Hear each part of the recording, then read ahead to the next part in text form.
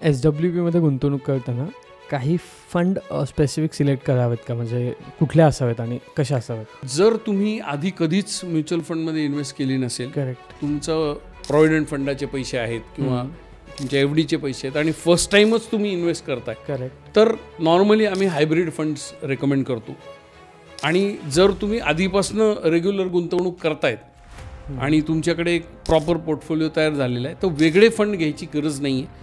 त्याच fund existing तुमच्या पोर्टफोलिओतनं तुम्ही SWP करू शकता. ओके. आणि याच्यामधले लोक म्हणजे खूप वर्ष इन्व्हेस्टमेंट नाही केलेली आणि अगदीच नाही केली असंही नाही आहे, 5-7 वर्ष झालेत असा मधला जर व्यक्ती असेल तर मग त्याला त्याच्या रिस्क टेकिंग ॲबिलिटीचं ॲनालिसिस करून आयदर 100% हायब्रिड फंड्स किंवा combination of hybrid and equity can be given. Okay. मेहुणे आणि मेहुण्यांचे पाहुणे, पण हेच पाहुण्याची माहिती सांगत नाही, ती गोरावाईज पॉडकास्टवर असतेच असते. नमस्कार मंडळी, मी ऋषिकेश. पुन्हा एकदा तुमचं स्वागत आहे सालरीचं गणित या सिरीजमध्ये. तुम्हाला तर माहितीच आहे, सालरीचं गणितमध्ये आपण कशाविषयी डिस्कस करतो आहे. म्हणजे सॅलरीचं गणितमध्ये आपण जनरली सॅलरी आल्यानंतर ती कशी इन्व्हेस्ट केली पाहिजे, कशी सेव्ह केली पाहिजे आणि कशी ती वाढवली पाहिजे. जनरली पैशाने पैसा कसा वाढवायचा या गोष्टींवर आपण बऱ्यापैकी डिस्कस करत आहे. आजही पुन्हा एकदा आपल्यासोबत समीर सर आहेत. नमस्कार समीर सर. नमस्कार. जसं मागच्या वेळेस आपण एपिसोडमध्ये चेक केलं की म्युच्युअल फंडमध्ये काय असतं आणि बऱ्याच प्रेक्षकांना तो एपिसोड आवडला आहे. त्याच्यानंतर आम्हाला बरेचसे प्रश्न पण आलेत किंवा आम्हाला बऱ्याचशा शंका होत्या की SWP म्हणजे काय असतं, SWP म्हणजे काय आहे, त्याचं काय गोष्टी आहेत, त्याच्यानंतर ते कसं यूज करायचं काय. तर म्हणून आपण आजचा एपिसोड करणार आहोत. आणि मागच्या वेळेसारखं थोडक्यात तुम्हाला सांगतो की सॅलरीचं गणित म्हणजे काय. आम्ही सॅलरीचं गणित हे एक सिरीज करतो आहे ज्याच्यामध्ये खरं तर सॅलरीड लोकांसाठी वेल्थ क्रिएशन कसं करता येईल, सॅलरीड लोकांनी वेल्थ कशी क्रिएट करावी, त्यांनी कुठे इन्व्हेस्ट करावं, कसं इन्व्हेस्ट करावं आणि इन्व्हेस्टमेंट करताना तो अवेअरनेस कसा असावा, ह्या गोष्टी आपण याच्यात डिस्कस करतो. तर आज आपण SWPबद्दल डिस्कस करणार आहोत. नक्कीच. राईट. सो ऋषिकेश, सगळ्यात प्रथम तुमचे धन्यवाद की तुम्ही पुन्हा एकदा मला एपिसोडसाठी बोलवलं तुमच्या. So it is really my privilege की याचा मी भाग होऊ शकतो. आणि SWPचा बोलबाला तुम्ही जसं म्हणताय तसं अलीकडच्या काळात जास्त आला आहे, पण SWP is not new. Okay. ज्या काळापासून म्युच्युअल फंड आहेत त्या काळापासूनच SWP ही कन्सेप्ट आहे. ओके. पण ती बहुतांश लोकांना माहीत नव्हती. सो जसं आपण मागच्या वेळेस स्पेसिफिकली म्युच्युअल फंडबद्दल बोललो, त्या अनुषंगाने आपण विचार केला तर खूप लोकांच्या डोक्यामध्ये अजूनही हे कन्फ्युजन आहे. माझ्याकडे अनेक इन्व्हेस्टर्स नौखे येतात आणि ते म्हणतात की आम्ही म्युच्युअल फंडमध्ये पैसे टाकत नाही, पण आम्ही SIP केली आहे. ओके. किंवा मी SWP केली आहे, पण mutual fund are subject to market risk, त्यामुळे मी त्याच्या वाटे जात नाही. करेक्ट. सो हे काही चुकीच्या धारणा आहेत. सो पहिले आपण हे बघू की SWP म्हणजे काय. ओके. त्याच्या आधी थोडंसं पुन्हा मी मागे जातो आणि हे सांगतो की SIP म्हणजे काय. ओके. सो तुमचा हा जो पॉडकास्ट आहे, ही जी सिरीज आहे फॉर पगारदार लोकांसाठी ज्यांची सॅलरी येते. सो जेव्हा तुम्ही यंग असता आणि तुम्ही पैसे कमवायला चालू करता आणि मग हळूहळू तुम्ही एक्सपर्ट होत जाता, तुमचं कंपनीत असेल तर प्रमोशन होतं, ग्रोथ होते तुमची, तो तुमचा ॲक्युम्युलेशनचा फेज आहे की तुमचा इन्कम वाढत चालला आहे आणि तुम्ही पैसे साठवत चाललेत. करेक्ट. एखादा माणूस 10% साठवेल, एखादा 20, एखादा 50, गोष्ट निराळी, पण तुमचा साठवणुकीचा काळ आहे. करेक्ट. तो साठवणुकीचा काळ SIPच्या माध्यमातून आपल्याला साध्य करता येतो. म्हणजे सिस्टमॅटिक इन्व्हेस्टमेंट प्लॅन, म्हणजे तुमचा डबा भरण्याचं काम SIP करते. ओके. आणि आता तुम्ही पैसे साठवत गेले, एक पॉईंट असा येतो की माणसाला रिटायर व्हायला लागतं. त्याला मग तो नोकरीत असो किंवा धंद्यात असो, नक्कीच एका कालावधीनंतर तो काम नाही करू शकत. आयदर ऐच्छिक असेल because of health or because of age. Correct. मग त्यावेळेस तो साठवलेला पैसा तुम्ही उपभोग घेता, त्याचा तो वापरायला सुरू करता ॲज अ पेन्शन. सो ॲक्युम्युलेशन फेजमध्ये SIP करायची आणि विड्रॉल फेज जो येतो नंतर घर खर्चासाठी, तेव्हा SWP करायची. That is systematic withdrawal plan. म्हणजे मी सिस्टमॅटिकली आधी गुंतवणूक केली आणि मग मी आता सिस्टमॅटिकली विड्रॉ करतोय. दर महिन्याला माझा जो काही घर खर्च आहे तो भागवण्यासाठी मी SWPचा वापर करू शकतो. मग एखादा माणूस ते रिटायरमेंटला करेल. अनेक लोक असे आहेत की ज्यांना माहिती आहे की मला दरवर्षी मुलांची फी भरायची, तिथे SWP तुमच्या कामी येईल. बरोबर. अशा वेगवेगळ्या पद्धतीने त्याचा वापर करू शकतो. बट SWP ही एक प्रोसेस आहे किंवा ही एक मेथड आहे by which you withdraw the money. Mutual फंडमधून पैसे काढण्याचा हा एक मार्ग आहे. ओके. सिस्टमॅटिकली थोडे पैसे दर महिन्याला. सर आता मग जसं तुम्ही SWPचं सांगितलं, मग SWP प्रामुख्याने उद्देश बेस्डच केली जाते का किंवा त्याचे काही उद्देश असतात का?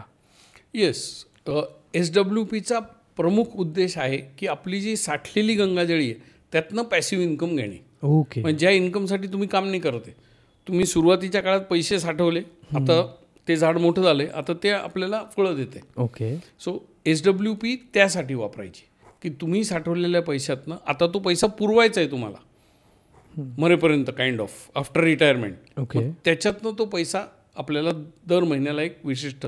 So SWP will help you achieve that passive income म्हणा किंवा पेन्शन म्हणा किंवा रिटायरमेंट फंड म्हणा, नाव कुठलंही असेल, but it will give you a regular income when you are not earning. आणि आता जनरली सर SWP आपण बोलतो आहे, तर मला SWPचे काही मेजर बेनिफिट्स सांगू शकाल का, किंवा काय असतात मेजरली बेनिफिट्स काय आहेत SWPचे? Yes, very important question. ज्या लोकांना SWP माहितीच नाही आहे की अशी काही असा काही कार्यक्रम अस्तित्वात आहे, करेक्ट, तो एक मोठा वर्ग आहे. बरोबर. तो त्यांची ही जी गरज आहे कॅश फ्लोची ती कसं भागवतो, तर ते लोक FD करतात बँकेत, बरोबर, किंवा पोस्टात पैसे ठेवतात सिनियर सिटीजन स्कीममध्ये, आणि त्याच्या व्याजावर ते जगतात. ओके. बरोबर. अनेक वर्ष हे व्याज फक्त कमी होतं आहे, वाढल्याचं रिसेंट काळात ऐकिवात नाही. त्यामुळे काय होतं की they are living a compromise life. Okay. आता जेव्हा तुम्ही फिक्स्ड इन्कम इन्स्ट्रुमेंट वापरता, की तुम्ही EPFचे पैसे आले तुमचे, किंवा PPFचं अकाउंट तुम्ही उघडलं, त्याच्यात गंगाजळी साठली आणि मग त्याची FD केली आणि त्या व्याजावर जगताय, तर तिथे दोन प्रॉब्लेम होतात. एक, व्याजाचा रेट कमी होतो आहे, so you get less money every next year. आणि दुसरं, त्यातलं व्याज तुम्ही काढलं की मुद्दल जिथले तिथंच आहे. Okay. This is the biggest problem. कारण तुम्ही व्याज काढून घेतलं, मुद्दल जिथल्या तिथे आहे, पण ती मुद्दल ॲक्च्युली कमी होते कारण महागाई आहे.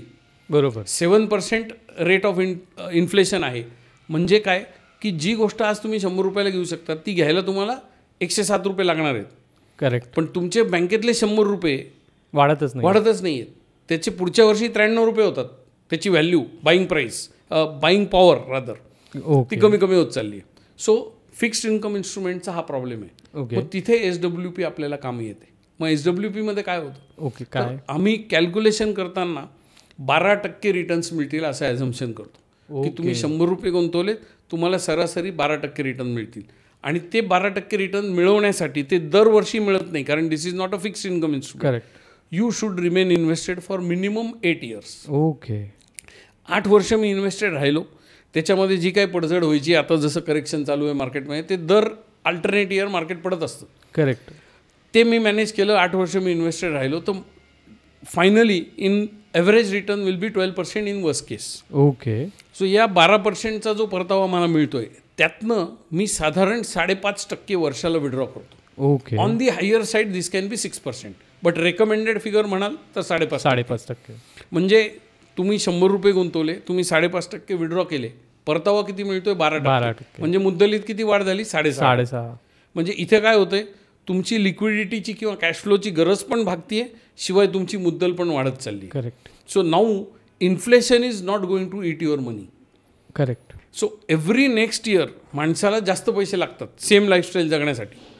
लाईफस्टाईल वाढवायचं सोडून द्या, आपण बेसिकली बघू की सेम लाईफस्टाईल मला जगायची, करेक्ट, तर मला जास्त पैसे लागणार आहेत बिकॉज इन्फ्लेशन आहे. पण ते जास्त पैसे मिळण्यासाठी तुमची मूळ मुद्दल पण वाढली पाहिजे. आणि SWP हे काम एकदम मस्त करतं.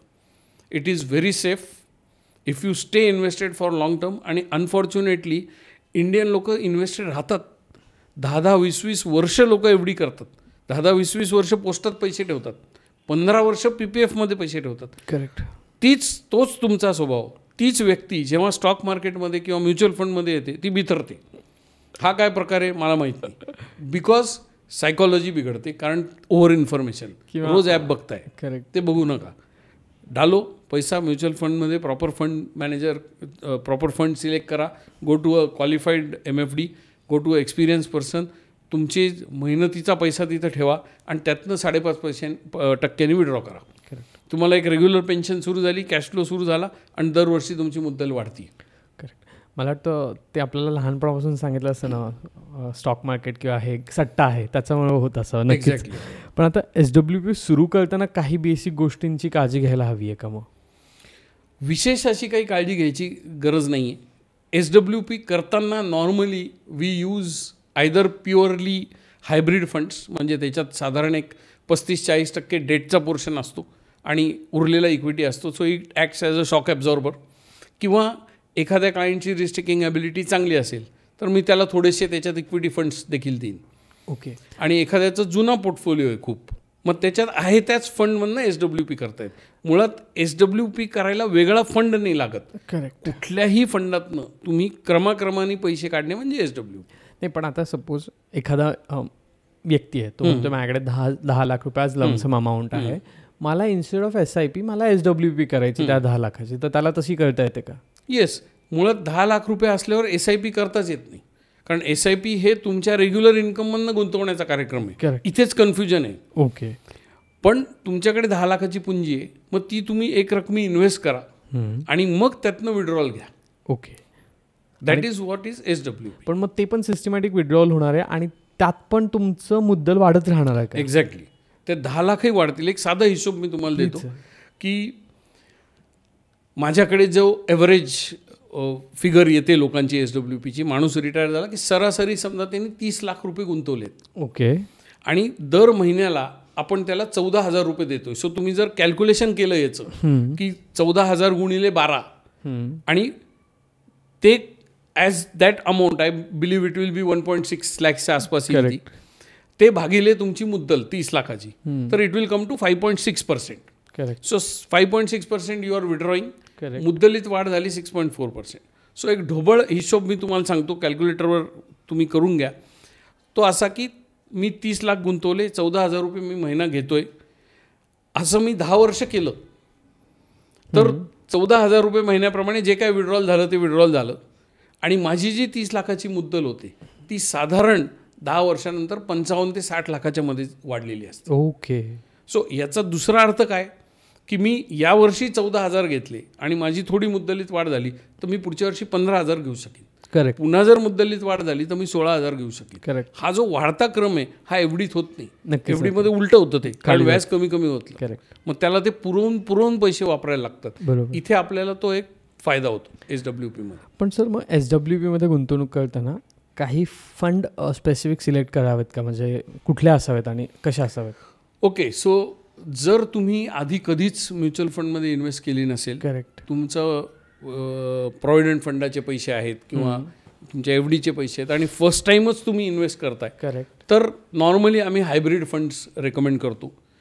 आणि जर तुम्ही आधीपासनं रेग्युलर गुंतवणूक करतायत आणि तुमच्याकडे एक प्रॉपर पोर्टफोलिओ तयार झालेला आहे तर वेगळे फंड घ्यायची गरज नाही आहे. त्याच फंड एक्झिस्टिंग तुमच्या पोर्टफोलिओतनं तुम्ही SWP करू शकता. ओके. आणि याच्या मधले लोक म्हणजे खूप वर्ष इन्व्हेस्टमेंट नाही केलेली आणि अगदीच नाही केली असंही नाही आहे, 5-7 वर्ष झालेत असा मधला जर व्यक्ती असेल तर मग त्याला त्याच्या रिस्क टेकिंग ॲबिलिटीचं ॲनालिसिस करून आयदर 100% हायब्रिड फंड्स किंवा combination of hybrid and equity can be given. जसं सर मागच्या वेळेस पण आपण बोललो होतो की mutual fund are subject to market risk, तसं मग SWP पण सब्जेक्ट टू मार्केट रिस्क असतात का? Yes, because primary instrument is mutual fund. Okay. मग they are subject to market risk. याचा अर्थ काय की काळजी घ्या. करेक्ट. पण ती काळजी कशी घ्यायची ते सांगत नाही. त्या वाक्यात ते लिहिलेलं नाही, तिथं फक्त भीती दाखवली. तिकडं बागुलबो आहे बरं का, पण त्याच्या बागुलबो अशी डील कसं करायचं ते सांगितलं नाही. करेक्ट. ते मी सांगतो. ते कसं करायचं तर SWP केल्यानंतर you remain invested for at least 8 years. Okay. तुम्ही equity mutual fund or combination of any mutual फंड्समध्ये घुसले की हा रूल अप्लाय होतो की 8 वर्ष तिथे इन्व्हेस्टेड राहा.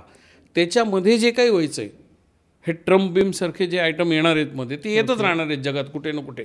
आज अमेरिकेत आले, उद्या चायनात येईल, परवा इंडियात येईल, अजून कुठे येईल, हे चालूच राहतं जगात. करेक्ट. सो ते येतील, ते जातील, ते त्यांचा कार्यक्रम दाखवून जातील आपल्याला. त्यावेळेस जी उथलपुथल होणार आहे मार्केटमध्ये दॅट विल गेट इव्हन्ड आउट. त्याचा सगळा इफेक्ट हा 8 वर्षात निघून जातो. ओके.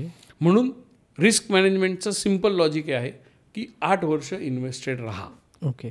आता सर पण जसं तुम्ही मागाशी पण म्हणालात की SWP मध्ये आपण मंथली काही अमाऊंट घेतो सिस्टमॅटिक वेमध्ये, मग त्या मंथली अमाऊंटवर इम्पॅक्ट होतोय का मार्केटच्या करंट सिच्युएशनचा, का कसं असतं ते? आयडियली शॉर्ट टर्म म्हटलं तर होतो. ओके. बट ज्यांची इन्व्हेस्टमेंट जुनी आहे, ज्यांच्या इन्व्हेस्टमेंटचा कालावधी चांगला आहे, त्याच्यावर होतही नाही. ओके. कारण जेव्हा आत्ताचं जसं आपण बघितलं की सप्टेंबरपासनं आत्ताच्या महिन्यात करेक्शन चालू आहे, तुम्ही जर एक पोर्टफोलिओचं नीट ॲनालिसिस केलं तर असं दिसतं की मागच्या 1-2 वर्षात ज्या गुंतवणुकी झाल्या आहेत त्याच्यावरच त्याचा इम्पॅक्ट. ज्या माणसाची गुंतवणूक 5 वर्ष, 6 वर्ष, 8 वर्ष, 10 वर्ष, 15 वर्ष, आता माझ्यासारखं, त्याच्यावर इम्पॅक्टच नाही. माझे 5-7-10 वर्षापूर्वीच्या गुंतवणुकीवर अजूनही 15%च रिटर्न आहेत. ओके. सो आत्ताच्या मार्केटनी मला फरकच नाही पडलेला. करेक्ट. मागच्या वर्षीची इन्व्हेस्टमेंट इफेक्ट झाली का? Yes, that may be -15% or even -50, I don't care. Okay. But my older the investment, the better it is. So सोप्या भाषेत सांगायचं तर काय, मोठं वादळ आलं तर जी झाडं नवीन आहेत तीच कोसळतात, जी जुनी झाडं आहेत मोठी झाली ती नाही पडत. करेक्ट. करेक्ट. सो म्हणून तुमची झाडं मोठे करण्याकडे कल ठेवा. ओके. शॉर्ट टर्ममध्ये बघूच नका त्याच्याकडे. सर मग SWPमध्ये सुरुवातीला किती अमाऊंट गुंतवू शकतो? तिथे पण काही चान्सेस किंवा कसं आहे? There is no such thing. Okay. Right. You can invest 1 lakh rupees, you can invest 10 lakhs, or you can invest 1 crore. अशी काही लिमिट नाही आहे. It all depends on SWP करून तुम्हाला किती रक्कम घ्यायची. सो याचं कॅल्क्युलेशन नॉर्मली उलटं करतो आम्ही क्लायंटला विचारतो की बाबा तुला पेन्शन किती पाहिजे किंवा तुला कॅश फ्लो किती पाहिजे. मग तो म्हणला 10,000, तर मी त्याच्यावरनं कॅल्क्युलेशन करून त्याला ती रक्कम सांगेन. तो म्हणला 50,000, तर मग ती रक्कम वेगळी येईल.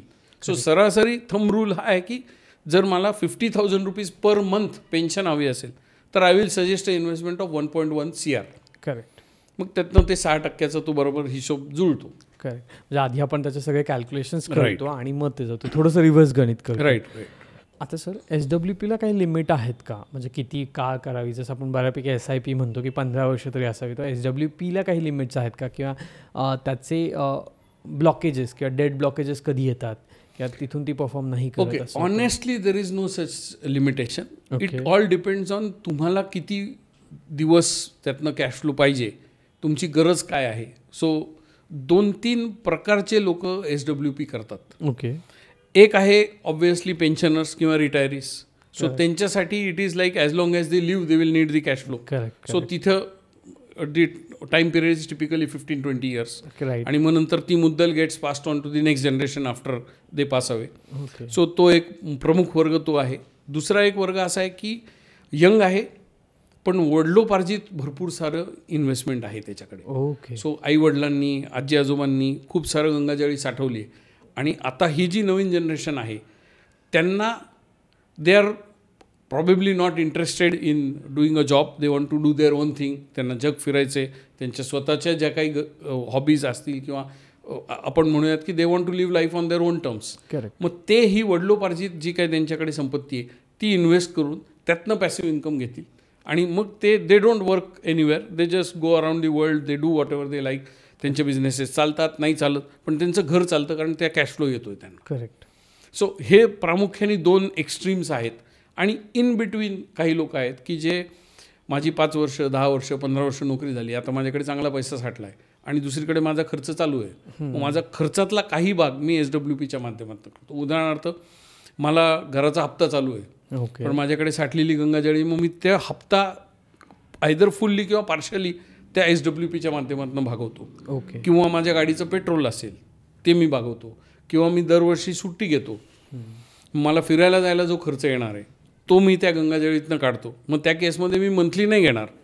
I will withdraw only once in a year and I will enjoy that money. तसं पण अलाउड? तसं पण अलाउड आहे. म्युच्युअल फंडमध्ये तुम्ही जसं इमॅजिन करू शकता तसं करू शकता. Okay. That is the flexibility of this product. Most beautiful. तुमच्या डोक्यात कसाही विचार येऊ द्या, ते आपण इम्प्लिमेंट करू शकतो. करेक्ट. आता सर तुम्ही एक आत्ता मध्यंतरी आत्ता एक टर्म वापरली जनरली की तुम्हाला पाहिजे तसं त्याला ट्विक करू शकता किंवा वापरू शकता. तर मला इथे असं विचारायला आवडेल, काही लोकांना बऱ्याच असं असतं की एक लमसम अमाऊंट आली आहे, लाईक 1 लाख रुपये, 2 लाख रुपये किंवा मे बी काहीतरी जुन्या गोष्टी विकल्यात आणि चांगला अमाऊंट आली आहे आणि ते बऱ्यापैकी लोन क्लोज करायला जातात. मग होम लोन क्लोज करायला जातात किंवा काही गोष्टी क्लोज करायला जातात. तर त्यांनी तो सेगमेंट करण्यापेक्षा SW केलेलं बेटर आहे का तो सेगमेंट त्यांनी क्लोज करावा? म्हणजे कसं असतं हे? ओके. ऑनेस्टली स्पीकिंग याचं असं सरळ उत्तर देता येणार नाही, because it will differ case to case. Okay. ज्या व्यक्तीचं लोन सुरू होऊन किती वर्ष झाली आहेत, त्याच्या लोनपैकी किती इंटरेस्टचा भाग ऑलरेडी पे आउट झालेला आहे आणि किती मुद्दल बाकी आहे, ओके, या सगळ्या केस टू केस डिस्कशन आपल्याला करावं लागेल. बट ढोबळमानाने सांगायचं तर पहिलं प्राधान्य हे द्यावं की ते पैसे बँकेला देऊच नाही. That should be the last priority.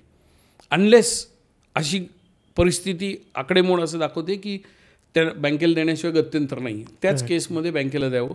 According to me the last priority is bank okay and first priority is me and my whole family. Okay त्या पैशाने तुमच्यासाठी काम केलं पाहिजे ओके आणि मग ते पैसे शेवटी बँकेला द्यायचे.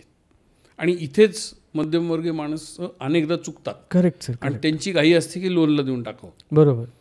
सो माझा थोडा या बाबतीत विचार वेगळा आहे. I will be giving the money last to the bank. पण त्याच्यामध्ये का वेगळं आहे किंवा त्याचं जर थोडंसं डिटेल एक्सप्लेनेशन देता आलं तसं आवडेल आम्हाला. मी डिटेल एक्सप्लेनेशन देण्यापेक्षा पुन्हा एकदा जोक सांगतो. नक्की. त्या जोकवरनं तुम्हाला काय बोध घ्यायचा तो घ्या. येस. पुन्हा आपले मागच्याच एपिसोडमधले कुलकर्णी आणि देशपांडे आहेत. येस. पुण्यामध्ये आपण बघतो की खूप साऱ्या फ्लॅट सिस्टीम आहेत. करेक्ट. सो झालं असं की त्या कुलकर्णींनी देशपांडेंकडनं 5 लाख रुपये उधार घेतले. ओके. चांगले मित्र आहेत, अनेक वर्ष घरासमोर राहतात, त्यामुळे देशपांडेंचाही विश्वास होता, त्यांनी पैसे देऊन टाकले. आणि एके दिवशी रात्री कुलकर्णींच्या वाईफनी बघितलं की आपला नवरा झोपत नाही, तो तळमळतोय बा, तो या कुशीवर त्या कुशीवर, त्याला झोपच लागत नाही. And he is really worried. आणि त्यांनी बघितलेलं नसतं की अनेक वर्ष आपल्या नवऱ्याला असं तळमळताना बघितलेलं नाही, तर ते विचारतात चिंतेपोटी की बा काय तुम्हाला काही स्ट्रेस आलं आहे का, ऑफिसमध्ये काही प्रॉब्लेम झाला आहे का. तर कुलकर्णींनी सांगितलेलं नसतं आपल्या पत्नीला. आता ते सांगतात की हो, प्रॉब्लेम असा आहे की समोर आपले जे देशपांडे साहेब राहतात त्यांच्याकडनं मी 5 लाख रुपये उधार घेतले होते, माझं काही काम होतं आणि मी त्यांना प्रॉमिस केलं होतं की मी तुम्हाला उद्या ते पैसे परत देईन, ती तारीख वॉटेवर 1 जानेवारीचे. पण माझ्याकडे ते पैसे नाही आहेत आणि मला त्याचं टेन्शन आलं आहे. आता काय करू कळत नाही, कुठून देऊ मी पैसे. तर कुलकर्णींची बायको हुशार असते, ती त्यांना उठवते, म्हणते चला मग जाऊ आपण देशपांडेकडे. रात्री 2-2:30 वाजलेले असतात. बाहेर जाते, बेल वाजवते, देशपांडे खडबडून जागे होतात, काय झालं बापरे बाप. बघतात तर हे दोघं नवरा बायको दारात.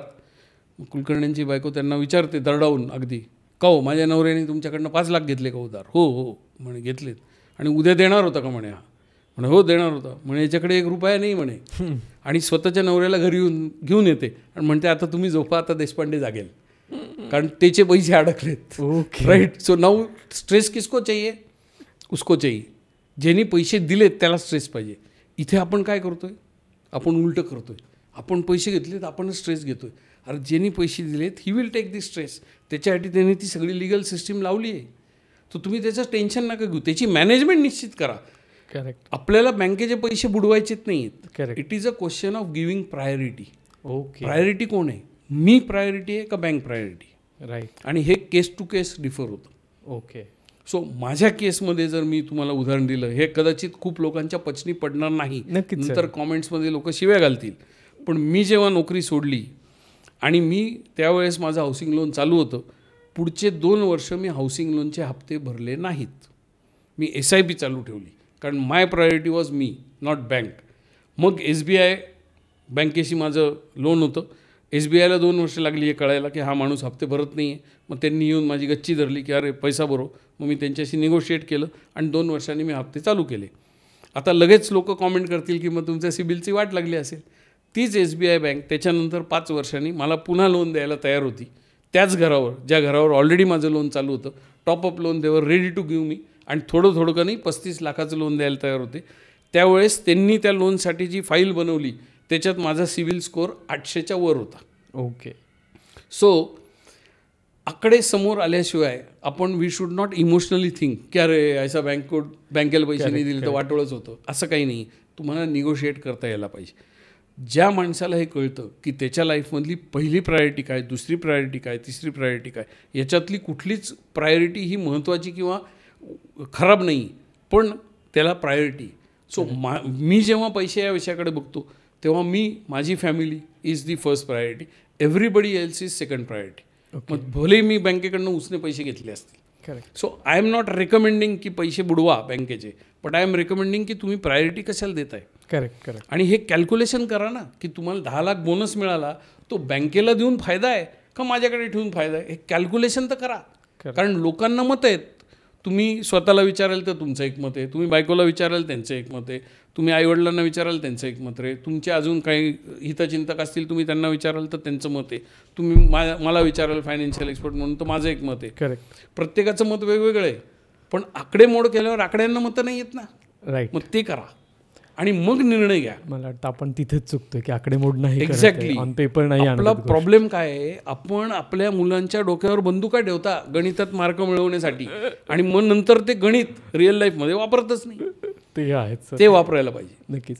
आता सर याच अनुषंगाने दुसरा एक टर्म खूप आत्ता सोशल मीडियावर चालला आहे की instead of doing any loans तुम्ही लोन काढून SWP करा. आता हे कितपत योग्य आहे? It is very risky business. Okay. Loan काढून SWP करणं, ते करणं चुकीचं आहे का?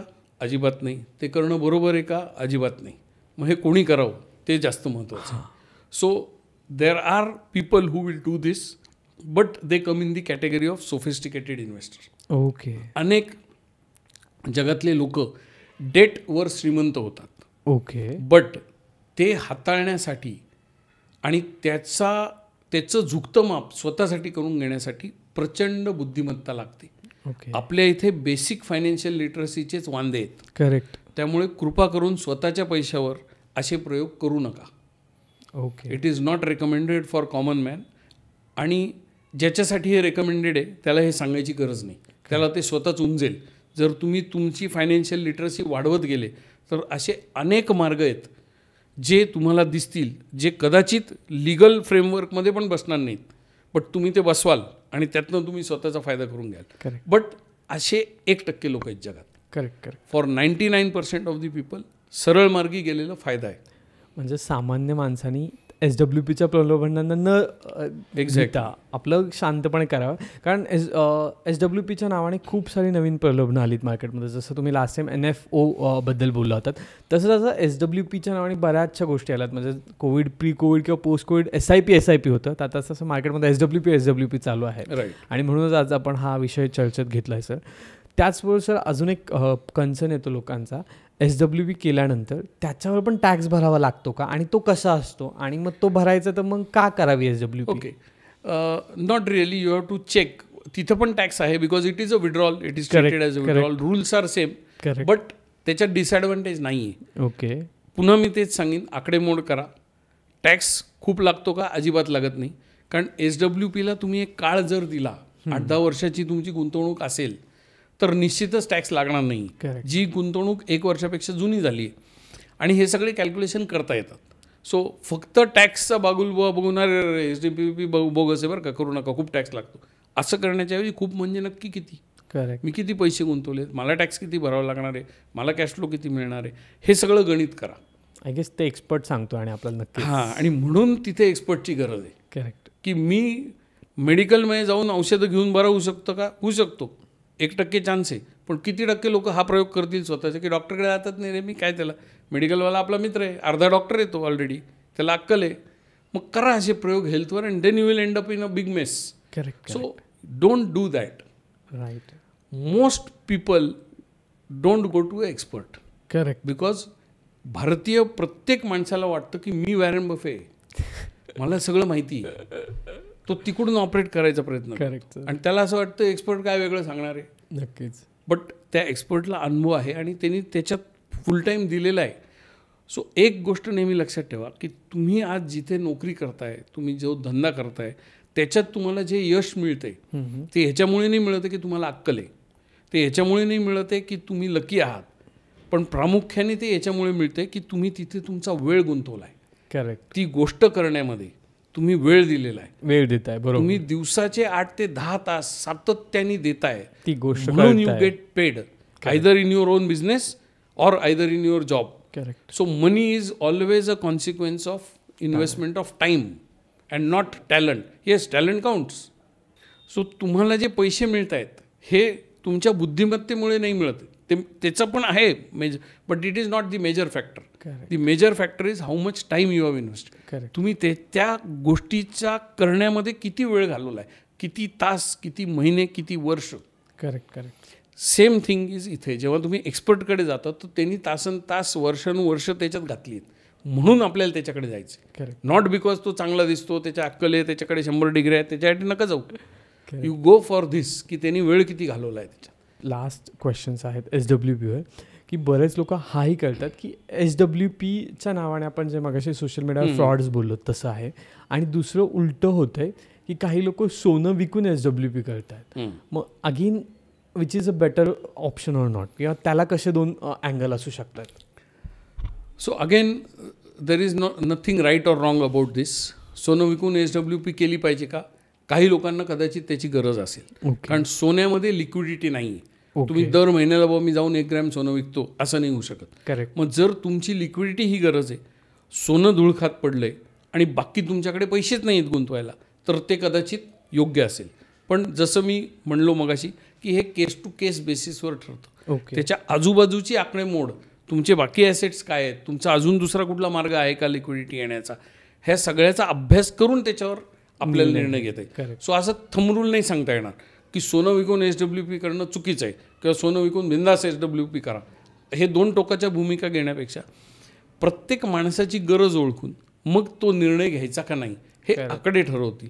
मी नाही ठरवणार, तो व्यक्ती पण नाही ठरवणार, आणि सोशल मीडिया तर अजिबात नाही ठरवणार. ते महत्त्वाचं. सो ती आकडेमोड करणं, त्याच्यावर विचार करणं आणि मग ती ॲक्शन घेणं हे खूप महत्त्वाचं आहे.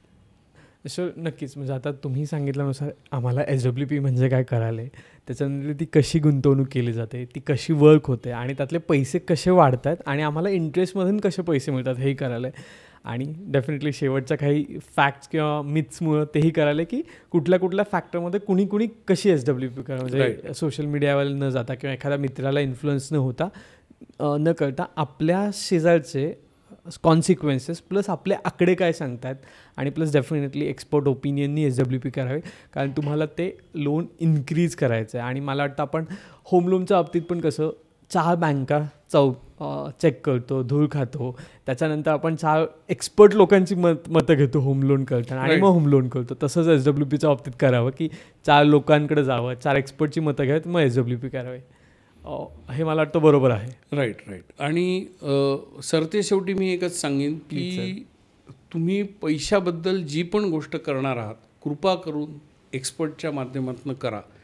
4 एक्सपर्ट्सला भेटा, शहनिशा करा प्रत्येक गोष्टीची, कारण आपल्या कोणालाही फुकट पैसे मिळत नाही. नक्कीच. आपला सगळ्यांचा मेहनतीचा पैसा आहे. आपण काहीतरी त्याच्या मागे घाम गाळलेला आहे, आपण आपला वेळ दिलेला आहे, आपण आपली बुद्धिमत्ता वापरली, दॅट इज हार्ड अर्न मनी. आणि आपलं पहिलं परम कर्तव्य काय आहे, तर त्या पैशाला प्रोटेक्ट करणे. त्यामुळे सोशल मीडिया बघून, 2 रील बघून काहीतरी भन्नाट कल्पना यांनी दिली त्याच्या मागे जायचं, not done. Go to a expert.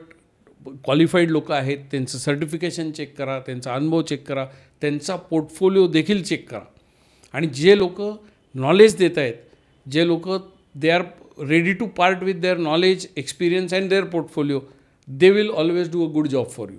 जे लोक म्हणतात अरे मी तुम्हाला कशाला सांगू माझी गुंतवणूक काय, तुम्हाला करायची तर करा, त्या लोकांनी तिथं काहीतरी लोचा आहे. मी तर असं म्हणेन की if the advisor is very very transparent with you, you will make money. If he is not transparent, probably he is not making money and trying to sell you a product. So be very careful with your money. hard earned money आहे. आणि I hope या एपिसोडमधनं तुम्हाला हे लक्षात आलं असेल की SWP हे एक प्रणाली आहे. It is not a product, it is only a method to withdraw money from the mutual funds. And I hope you have तुम्ही जो काही वेळ गुंतवला आहे हा एपिसोड बघण्यात, त्याच्यामध्ये तुम्हाला व्हॅल्यू मिळाली असेल. धन्यवाद. आय एम रिअली प्रिव्हिलेज्ड की ऋषिकेश आणि गोळाबेरीज या टीमबरोबर मला पुन्हा एकदा काम करण्याची संधी मिळाली, त्याच्याबद्दल धन्यवाद. माझा चॅनल आहे फिंदास मराठी आणि इंस्टाग्रामवर फिंदास इंडिया ओनली विथ ब्ल्यूटिक, त्याला फॉलो करा. धन्यवाद. त्याचबरोबर तुम्हाला एपिसोड कसा वाटला, कारण सरांनी SWPचे बरेच मिथ्स आणि बऱ्याचशा गोष्टी क्लिअर केलेल्या आहेत. कारण सोशल मीडियावर आजकाल SWPचं एक नवीन वादळ उठलं असं मी म्हणेल. तर नक्की हा एपिसोड आवडला असेल तर कमेंटमध्ये सांगा. त्याचबरोबर तुम्हाला काही असे SWPचे वेगळे क्वेश्चन्स आहेत, प्रश्न आहेत, शंका आहेत, त्याही कमेंटमध्ये विचारायला विसरू नका. भेटूयात पुढच्या एपिसोडमध्ये. जाता जाता सबस्क्राईब करायला विसरू नका, कारण ते तुम्ही विसरताय. ते सबस्क्राईब केल्यामुळे आम्हालाही असे नवीन नवीन एपिसोड घेऊन येण्याची एनर्जी मिळते किंवा उमेद मिळते. तर भेटूयात पुढच्या एपिसोडमध्ये. धन्यवाद.